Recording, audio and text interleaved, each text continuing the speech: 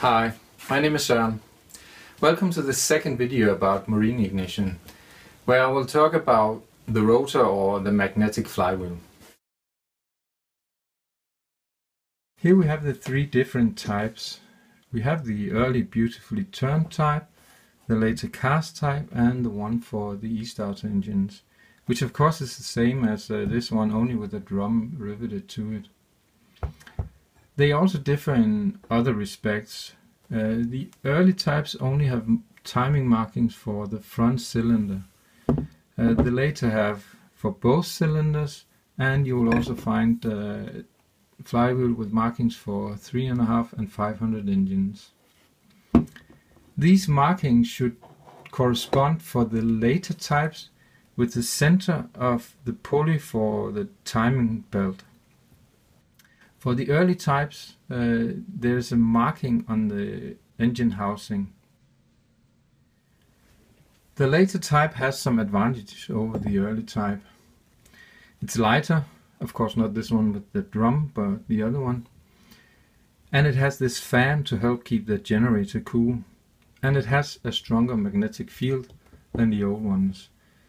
A stronger magnetic field of course means more power from the generator, so you of course want powerful magnets.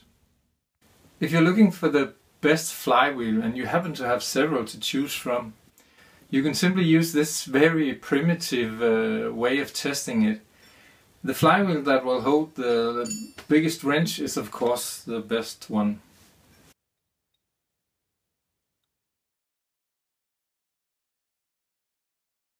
To remove the flywheel from the crankshaft, you of course need the right tool. Never use a claw type pulley. It will ruin your flywheel. Use the correct tool. They're only $5 or $10. To hold the flywheel while you unscrew it, you need a special tool, as it's stated in the manual. But I would recommend you buy this type. It's a very versatile tool. You can use it for all types of flywheel, for the later type, in the small holes here, and the early type here. And it will also hold the Kokusan flywheel. And it can replace, I think, 3 or 4 of the special tools.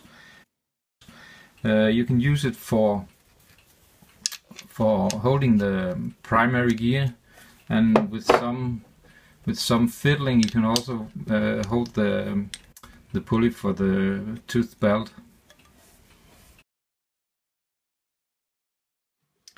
Much like people, magnets will live longer if they are attracted to someone or something.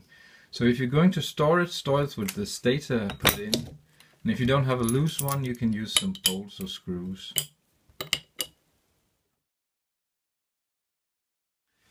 What you want is of course a strong magnetic field. Sadly, it decreases over time. And there are a couple of things that speed up the process. Again, heat and vibrations are the worst enemies. Vibrations and impact to the metal will simply alter the state of the crystallic structure, and it will not be able to hold on to the magnetic field. So don't drop it, and hammering is of course a no-go. The same thing with heat. At extreme temperatures, metal loses its magnetism permanently. But even lower temperatures, and if they are repeated many times, you will have permanent damage to the magnets. So it's easy to understand what the symptoms of a degrading flywheel are, because you will simply have a hard time starting the bike, especially when it's warm. As sort of a side note, I will mention the taper. Here you see one that has been ruined by a mechanic's poor job. Make sure that the Woodruff key is placed properly, and always use a torque wrench to tighten the knot. And you should never put grease on a taper. Degrease it and tighten the knot to the correct specifications. Otherwise it may come loose and it will look like this. If you have a flywheel that is so weak that you won't get a decent spark from the system, you have 2, maybe 3 options. First one is of course to buy a new, or rather another old flywheel. The problem is they are old, so you may have a hard time finding one that's actually better than the one you have. Second option is a bit of a gamble.